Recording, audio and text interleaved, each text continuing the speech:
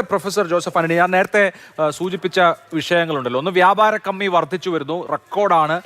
ഇന്ത്യയുടെ വിദേശ നാണ്യ കരുതൽ ശേഖരം അത് കുറഞ്ഞു വരുന്ന സാഹചര്യമുണ്ട്.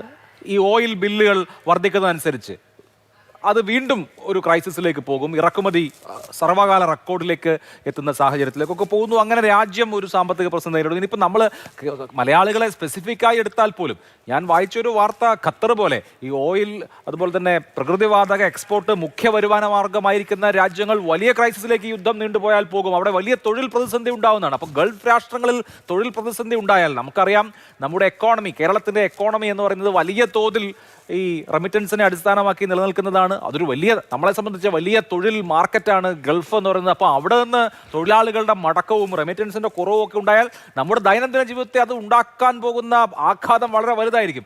അപ്പോൾ വരാൻ പോകുന്ന ദിവസങ്ങൾ ദുഷ്കരമാണ് എന്ന് വിചാരിക്കണോ? സർക്കാരുകൾക്ക് എന്ത് ചെയ്യാൻ കഴിയും ഇതിൽ?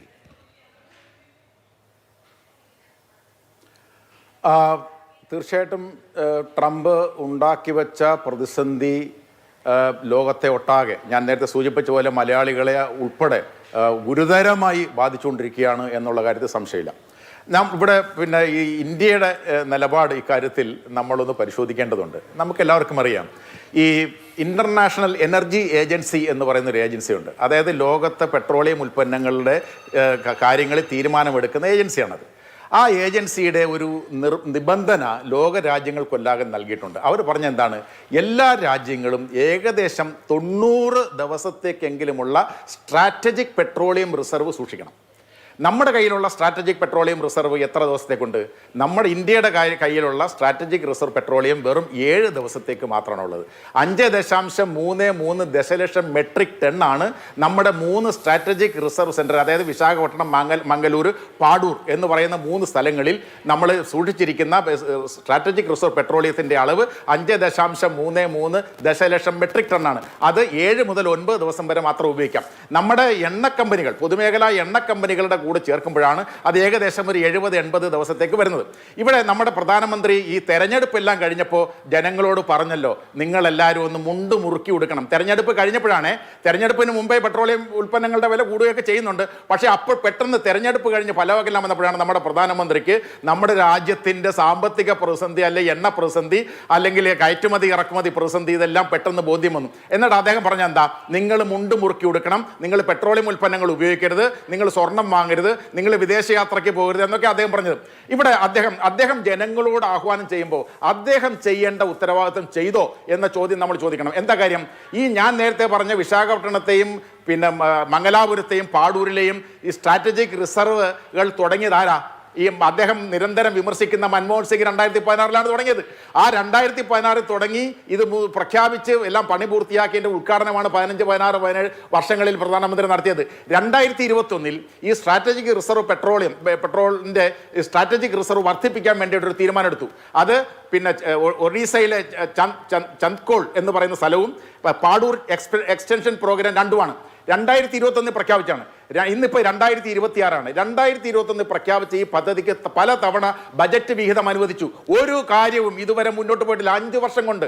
അതായത് ഇത്രത്തോളം രാജ്യത്തെ ജനങ്ങളെ പിന്നെ സേവിക്കുകയും സ്നേഹിക്കുകയും അവരോട് പിന്നെ നിങ്ങൾ ഇന്നത് ചെയ്യണമെന്ന് പറയുന്ന സർക്കാർ അവരുടെ ഉത്തരവാദിത്വം നിർവഹിച്ചില്ല എന്ന വളരെ ദുഃഖകരമായ സത്യം നമ്മളറിയണം. നമുക്കെല്ലാവർക്കും അറിയാം, ഇപ്പോൾ ഏതാണ്ട് 69,000 പിന്നെ ഡോളറാണ് നമ്മുടെ കയ്യിൽ ഉള്ളത് പിന്നെ വിദേശ നാണ്യശേഖരം. എന്തുകൊണ്ട് വിദേശ നാണ്യശേഖരം കുറഞ്ഞു? ഈ തരത്തിൽ നമ്മൾ വിദേശത്ത് നിന്ന് എണ്ണ ഇറക്കുമതി പ്രതിസന്ധി ഉണ്ടാകുമ്പോൾ ആ പ്രതിസന്ധി പരിഹരിക്കുന്നതിന് വേണ്ടിയിട്ടുള്ള സ്ട്രാറ്റജിക് പെട്രോളിയം റിസർവ് വർദ്ധിപ്പിച്ചില്ല. എന്ന് മാത്രമല്ല, നമ്മൾ ഈ പശ്ചിമേഷ്യൻ രാജ്യങ്ങളിൽ നിന്ന് മാത്രമല്ല, ഇപ്പോൾ റഷ്യയിൽ നമ്മൾ ഇത്രയും കൂടുതൽ എണ്ണ വാങ്ങിക്കുന്നു എന്നുള്ള ഒഴിച്ചാൽ ബാക്കിയുള്ള നിരവധി രാജ്യങ്ങളുണ്ട്. ആ രാജ്യങ്ങളിലേക്ക് നമ്മൾ ഡൈവേഴ്സിഫൈ ചെയ്തില്ല. നമ്മുടെ ഈ സോളാറിൻ്റെയും വിൻഡിൻ്റെയും അങ്ങനെ ഇലക്ട്രിക് വെഹിക്കിളിൻ്റെയും മറ്റുള്ള മേഖലയിൽ നമ്മൾ ഈ 10-12 വർഷം കൊണ്ട് എന്ത് കുതിച്ചാട്ടം ഉണ്ടാക്കിയത്? ഒരു കുതിച്ചാട്ടം ഉണ്ടാക്കില്ല. ന്യൂക്ലിയറിൻ്റെ മേഖലയിൽ എന്ത് കുതിച്ചാട്ടം ഉണ്ടാക്കിയില്ല. അപ്പം ഞാൻ പറഞ്ഞു വരുന്നത്, നമ്മൾ ഒരു ഉദാഹരണമായിട്ട് എടുക്കണം. ചൈന എന്ന് പറയുന്ന രാജ്യമാണ് ഏറ്റവും അധികം പെട്രോളിയം റിസർവ് ഉള്ള രാജ്യം. എന്ന് മാത്രമാണോ, ഈ പ്രതിസന്ധി ഉണ്ടായാൽ പോലും അവർക്ക് ഇലക്ട്രിക്കൽ പിന്നെ പിന്നെ എനർജിയുടെ കാര്യം, അല്ലെങ്കിൽ സോളാറിൻ്റെ കാര്യം, അല്ലെങ്കിൽ പിന്നെ വിൻഡ് എനർജിയുടെ കാര്യം, ഈ പറഞ്ഞ കാര്യങ്ങളിലെല്ലാം മുൻകൂട്ടി കണ്ടുകൊണ്ട് ഇതെല്ലാം വർദ്ധിപ്പിക്കാൻ ചൈന എന്ന് പറയുന്ന രാജ്യത്തിന് കഴിഞ്ഞു. എന്നാൽ ഇന്ത്യ എന്ന് പറയുന്ന രാജ്യം ഈ നിലയ്ക്ക് പിന്നെ പരാജയപ്പെടുകയുണ്ടായത്. മറ്റൊരു കാര്യം, വളരെ പ്രധാനപ്പെട്ട കാര്യം, നമ്മളിപ്പോൾ ഈ പെട്രോളിയം കമ്പനികളുടെയും പെട്രോളിയം വിലയുടെ കാര്യം പറയുന്നു. 2024-25 വർഷം ഈ പെട്രോളിയം കമ്പനികൾ ഉണ്ടാക്കിയ ലാഭം എത്രയെന്നറിയാമോ? പെട്രോളിയം കമ്പനികൾ ഉണ്ടാക്കിയ ലാഭം 74,000 കോടി രൂപയാണ്. 2024-25 വർഷം മാത്രം നമ്മുടെ പെട്രോളിയം കമ്പനികൾ ഉണ്ടാക്കിയ ലാഭം 74,000 കോടി രൂപയാണ് എല്ലാ വർഷവും. അതായത് നമ്മുടെ രാജ്യത്തെ പെട്രോളിയം കമ്പനികൾ എല്ലാ വർഷവും ഇത് കണക്കിന് 20,000, 30,000, 40,000 കോടി രൂപയുടെ ലാഭം ഉണ്ടായിക്കൊണ്ടിരിക്കുന്നത്. അങ്ങനെ ലാഭം ഉണ്ടായിക്കൊണ്ടിരിക്കുന്ന കമ്പനികൾ ഈ പറഞ്ഞ പോലെ ഈ ഒരു വർധന ഉണ്ടാകുമ്പോൾ എന്തിനാണ് ജനങ്ങളുടെ മുകളിൽ ഈ ഇടുത്തി പോലെ ഈ വർധന വരുന്നത്? നമുക്കെല്ലാവർക്കും അറിയാം. ഇവിടെ പെട്രോളിയം ഉൽപ്പന്നങ്ങൾ കുറവായപ്പോൾ തന്നെ ഈ പെട്രോളിയം ഗ്യാസും കിട്ടാതായപ്പോൾ തന്നെ നമുക്ക് ചായ കുടിക്കാനും നമുക്കൊരു സ്നാക്സ് കഴിക്കാനും നമ്മുടെ വീടുകളുടെ ബജറ്റും എല്ലാം തകർന്നു.